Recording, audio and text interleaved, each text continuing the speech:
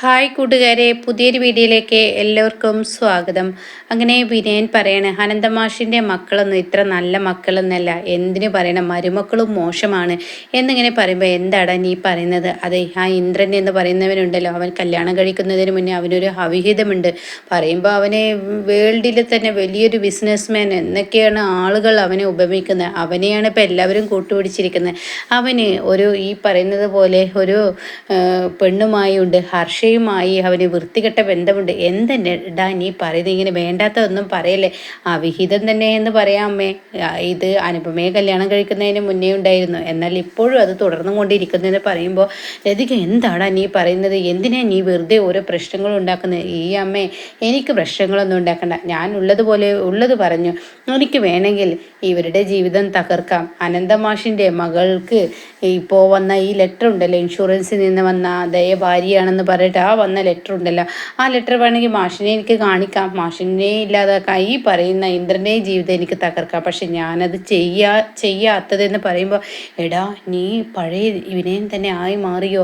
നീ പഴയ വിനയൻ തന്നെയാണോ എന്നിങ്ങനെ ലംബോദരൻ ചോദിക്കാനായിട്ടാ. അപ്പോൾ ഈ സമയം വിനയൻ പറയണേ, വിനയൻ ഒരിക്കലും അങ്ങനെ ആവില്ല.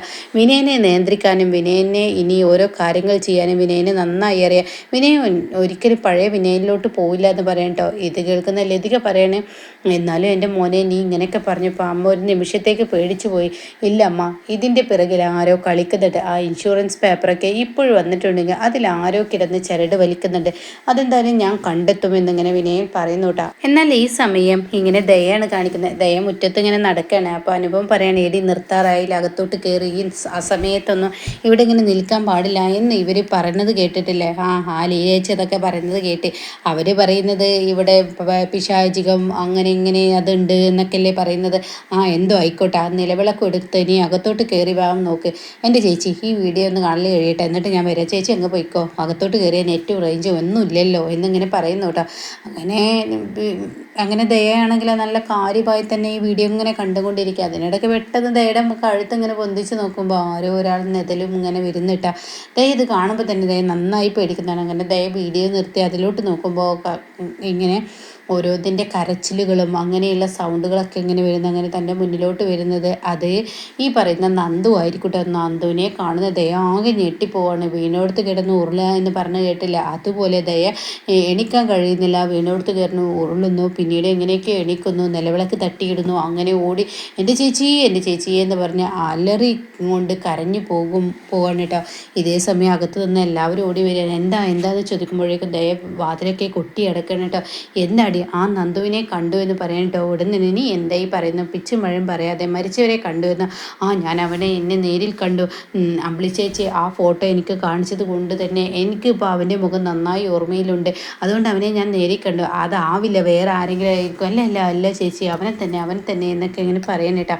അപ്പോഴാണ് വീണ്ടും വാതിൽ കൊട്ടുന്നത്. ഈ വാതിൽ കൊട്ടുന്ന സൗണ്ട് കേട്ട ഉടനെ ദേ പറയണം, അവൻ വന്നു ചേച്ചി, അവൻ തന്നെ എന്ന് പറയുമ്പോഴേക്കും അവിടെ ദയ തുറക്കാൻ സമ്മതിക്കുന്നില്ല. അപ്പോഴേക്കും ചീരി ചെന്ന് വാതിൽ തുറക്കണം കേട്ടോ. വാതിൽ തുറക്കുമ്പോൾ കാണുന്ന കാഴ്ച തമ്പായി ആയിരിക്കും. തമ്പായിയെ കാണുന്ന ചീരി ഒന്ന് നെട്ടുന്നുണ്ട്.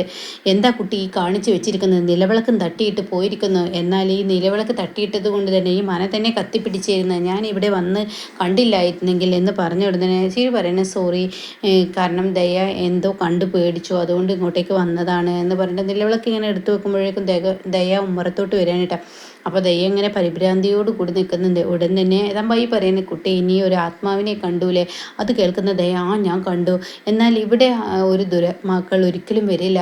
എന്നാൽ നീ അറിയുന്ന ഒരു ദുരാത്മാവാണല്ലേ ഇവിടെ വന്നത്? അത് കേൾക്കുന്ന ദയ തീർച്ചയായും അതേ എന്ന് പറയണ്ട. അപ്പോൾ ഇതേ സമയം തമ്പായി പറയണേ, എന്തായാലും അലഞ്ഞു തിരിഞ്ഞ് ആ ആത്മാവിന് മോശം കിട്ടാത്തത് കൊണ്ട് തന്നെ ആ ആത്മാവ് അലഞ്ഞു തിരിഞ്ഞ് നടക്കണം. അത്രയും ഗതി കിട്ടാത്ത മരണമാണ് അവനിൽ ഉണ്ടായിരിക്കുന്നത്. അതുകൊണ്ടാണ് ഇങ്ങോട്ടേക്ക് തേടി വരുന്നത്. ഇനിയും വന്നേക്കാമെന്ന് പറയുമ്പോൾ ദയ ആകെ ഞെട്ടിട്ടോ. ഈശ്വര, എനിക്ക് പേടിയാവുന്ന എന്ന ഭാവത്തിൽ ദയ ഇങ്ങനെ നിൽക്കുന്നു കേട്ടോ.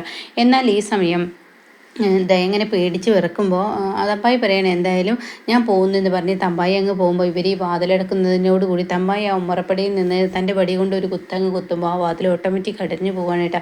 അങ്ങനെ തമ്പായിയുടെ ശക്തി അവിടെ കാണിക്കുന്നുണ്ട്. എന്നാൽ ഈ സമയം ഇന്ദ്രനെയാണ് കാണിക്കുന്നത്. ഇന്ദ്രനും സോന ഇങ്ങനെ നിൽക്കണം. അമ്മയെ ഇതുവരെ കണ്ടില്ല, അമ്മ പോയിട്ട് ആരുടെ കൂടെയാണ്, ഒറ്റയ്ക്ക് ഇങ്ങനെ എത്തിയില്ലല്ലോ എന്നൊക്കെ ഇങ്ങനെ പറയുമ്പോൾ ഒരു ഓട്ടോ വന്ന് നിൽക്കുകയാണ്. അപ്പോൾ ആ ഓട്ടോയിൽ നിന്ന് സുശീലയും ഈ പറയുന്ന സുധനെ ഇറങ്ങി വരികയാണ് കേട്ടോ. സുധനെ കാണുന്ന സോനയും ഈ പറയുന്ന ഇന്ദ്രനും ഒന്ന് ഞെട്ടുന്നുണ്ട് കേട്ടോ. കാരണം തെറ്റി നിൽക്കുന്ന സുധൻ എങ്ങനെ അമ്മയുടെ കൂടെ ആയി എന്ന ഭാവത്തിൽ ഇങ്ങനെ നോക്കി നിൽക്കുമ്പോൾ സുധൻ പറയണേ, എന്നെ കണ്ടപ്പോൾ നിങ്ങളെല്ലാവരും ഒന്ന് ഞെട്ടിയിട്ടുണ്ടാവൂലേ, ഞാൻ സുശീലയും അത്ര പെട്ടെന്നൊന്നും തെറ്റില്ല. കാരണം എനിക്കങ്ങനെ ആരോടും തെറ്റാൻ കഴിയില്ല. ഈ കുടുംബത്തിനോടുള്ള ബന്ധം അങ്ങനെയാണല്ലോ എൻ്റെ, ഈ സുധന് മനസ്സിലൊന്നും വെക്കാൻ കഴിയില്ല എന്നൊക്കെ സുധൻ ഇങ്ങനെ പറയുമ്പോൾ സുശീല പറയാണ്, ശരി തന്നെയാണ്, സുധനാണ് ഇനി എല്ലാ കാര്യങ്ങളും നോക്കി നടത്തുന്നതെന്ന് പറയട്ടോ. ഇതേ സമയം അല്ല സച്ചി സാറിൻ്റെ വീട്ടിൽ പോയി എന്തായി എന്ന് പറയുമ്പോൾ സച്ചി സാറും വീട്ടുകാരും സഞ്ജയനും കഴിഞ്ഞാൽ ഉടൻ തന്നെ ഇങ്ങോട്ടേക്ക് വരും. അപ്പോൾ ഇതിൻ്റെ കാര്യങ്ങളൊക്കെ തീരുമാനമാവും. അപ്പോൾ നമുക്ക് നേരിട്ട് സംസാരിക്കാം എന്ന് സുശീലയോട് ഇന്ദ്രൻ പറഞ്ഞു. ഉടൻ തന്നെ പറയണം, അതെ നേരിട്ട് സംസാരിക്കൊന്നും വേണ്ട, ഞാനും സുധനും കൂടി സംസാരിച്ചോളാം, നീ നിൻ്റെ ഭാര്യ വീട്ടിലോട്ട് പോയിക്കോ, കന്യാശ്ശേരി മനയിൽ അവിടെ നിൽക്കണമെങ്കിൽ അവിടെ പോയി നിന്നോ, ഞാനും സുധനിക്കാരും തീരുമാനിച്ചോളാം എന്ന് പറയുന്നത് കേട്ടോ.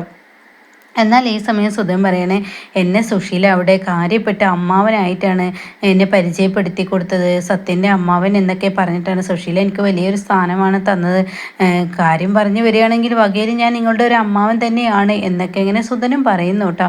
അപ്പോൾ ഇതൊക്കെ കേട്ടിട്ട് സുശീല പറയാം, എന്നാൽ ശരി സുധ, നമുക്ക് നാളെ സംസാരിക്കാം, സുധൻ പോകാൻ നോക്കിക്കോളൂ എന്ന് പറഞ്ഞിട്ട് സുധനെ പറഞ്ഞു വിടും കേട്ടോ. ഇതേ സമയം സുശീല അങ്ങ് അകത്തോട്ട് കയറി പോവുക. എന്നാൽ സുധൻ ഇവരോട് പറയണേ, പാവമാണ്, ഇതൊരു പച്ച പാവമാണ്, ഉള്ളിലൊന്നുമില്ല, അങ്ങനെ ഗൗരവത്തോടു കൂടി സംസാരിക്കുന്നൊക്കെ ഉള്ളൂ, പക്ഷെ മനസ്സിൽ കളങ്കമില്ല, അങ്ങനത്തെ ഒരു സ്ത്രീയാണ് എന്നൊക്കെ ഇങ്ങനെ പറയുമ്പോൾ അവിടെ മക്കളിങ്ങനെ തലയിട്ടാട്ടാണ് കേട്ടോ. പിന്നീടാണെങ്കിലോ സുധൻ അങ്ങ് ഇറങ്ങി പോവുകയും ചെയ്തു. ഇതേ സമയം സോന ഇനി എന്തൊക്കെയാണാവോ എന്ന് സോനയും പറഞ്ഞ് അകത്തോട്ട് കയറിപ്പോയിട്ടോ. എന്നാൽ ഈ സമയം ഇവിടെ ദയ തന്നെയാണ് കാണിക്കുന്നത്. ദയ ആകെ പേടിച്ച് വരച്ച് നിൽക്കുകയാണ്. അപ്പോൾ ദയയോട് പറയാണ്, ഇനി നിൻ്റെ റൂമിൽ പോയി കിടക്കുക, മഞ്ചാടിയുടെ ഒപ്പം കിടക്കുക എന്നൊക്കെ പറയുമ്പോൾ ദയ പറയണേ, എനിക്ക് പേടിയാവുന്നു, എനിക്കിപ്പോഴും അവനെ എൻ്റെ കണ്ണിൽ നിന്ന് പോകുന്നില്ല, എൻ്റെ മനസ്സിലാകെ പേടി വരുന്നു എന്നൊക്കെ ഇങ്ങനെ പറയുമ്പോൾ അനൂപ് പറയണേ, ദയ നിൻ്റെ തോന്നലാണ്, വെറുതെ ആവശ്യമില്ലാത്ത ഓരോന്ന് ചിന്തിച്ച് കൂട്ടണ്ട, വെറുതെ നീ നിർത്തി എന്നൊക്കെ ഇങ്ങനെ പറയാനായിട്ട്. അപ്പോഴും ചീരു ഇതും പറയുന്നുണ്ട്, ദയ നിൻ്റെ തോന്നലാണ്, നീ നിർത്തുക എന്നൊക്കെ പറയുമ്പോൾ എൻ്റെ തോന്നലല്ല, എൻ്റെ കണ്ടുകൊണ്ട് ഞാൻ നേരിട്ട് കണ്ടതാണ്, പിന്നെ എന്തിനാണ് എന്നോട് അങ്ങനെ പറയുന്നതെന്ന് പറഞ്ഞിട്ട് ദയ ഇങ്ങനെ ചൂടാവണം. അപ്പോഴേക്കും മഞ്ചാടിയുടെ കൂടെ പോയി കിടക്ക്, ഇവിടെ ഇങ്ങനെ കിടക്കാതെ എന്ന് പറയുമ്പോൾ ഇല്ല എനിക്ക് പേടിയാവുന്നെന്ന് പറയട്ടെ. അപ്പോൾ അത് കേൾക്കുന്ന അനുഭവം പറയണേ, എന്നാൽ നീ ഒരു പണി ചെയ്യേ, തൽക്കാലം നീ പഞ്ചരത്നത്തിൽ പോയി, എന്നിട്ട് അമ്പളി ചേച്ചിയുമായി കുറച്ച് ദിവസം നിന്നിട്ട് തിരികെ വായ, രഘുവേട്ടൻ ഉണ്ടല്ലോ അവിടെ, അപ്പോൾ കുറച്ച് ദിവസം നിന്നിട്ട് തിരികെ വാ എന്ന് പറയട്ടോ. അപ്പോൾ അത് കേൾക്കുന്ന ദയ പറയണു, ഒരിക്കലും ഞാൻ ആ പഞ്ചരത്നത്തിലോട്ട് പോവില്ല, ഇവിടെ ദുരാത്മാവിനെ കണ്ടാൽ ഒരു കുഴപ്പമില്ല, പക്ഷേ എൻ്റെ അമ്പളി ചേച്ചി എന്ന് പറയുന്നവർ, രഘുവേട്ടൻ എന്ന് പറയുന്നവരെ കാണേക്കാൻ നല്ലത്, അതാണ് നല്ലതെന്ന് പറയട്ടെ. അപ്പോൾ ഇത് കേൾക്കുന്നവർക്ക് ദേഷ്യം പിടിക്കുന്നുണ്ട്. അപ്പോഴേക്കും അവിടെ മഞ്ചാടി പറയാം, എന്നാൽ ദേച്ചി ഞാനൊരു കാര്യം പറയട്ടെ, ദേച്ചി ഇപ്പോൾ തൽക്കാലം ശബരിയേട്ടൻ്റെ വീട്ടിലോട്ട് പോകുക, അല്ലെങ്കിൽ ശബരിയേട്ടനെ ഇങ്ങോട്ടേക്ക് വിളിച്ച് വരുത്തുമെന്ന് പറയട്ടെ. അത് കേൾക്കുന്ന ചീര് പറയുന്നത്, ശബരി ഒരിക്കലും ഇങ്ങോട്ടേക്ക് വരില്ല, ഇവിടെ ആ മാതിരി വിധത്തിലല്ലേ ശബരിയെ ഇവിടെ നിന്ന് ആട്ടി ഇറക്കി വിട്ടത് എന്ന് പറയുമ്പോൾ ദയ ആകെ ഞെട്ടി നിൽക്കുകയാണ് കേട്ടോ. അപ്പോൾ ഈ ഒരു സീനിലാണ് എപ്പിസോഡ് നിർത്തിയിരിക്കുന്നത്. അപ്പോൾ എന്തായാലും ദയക്ക് തമ്പായി നല്ല ഉഗ്രം പണിയാണ് കൊടുത്തിരിക്കുന്നത്. അപ്പോൾ തമ്പായി തന്നെയാണ് ഇതിൻ്റെ പിറകിൽ കളിച്ചത് എന്ന് ഇന്നത്തെ എപ്പിസോഡിൽ വന്നിരിക്കുന്നു കേട്ടോ.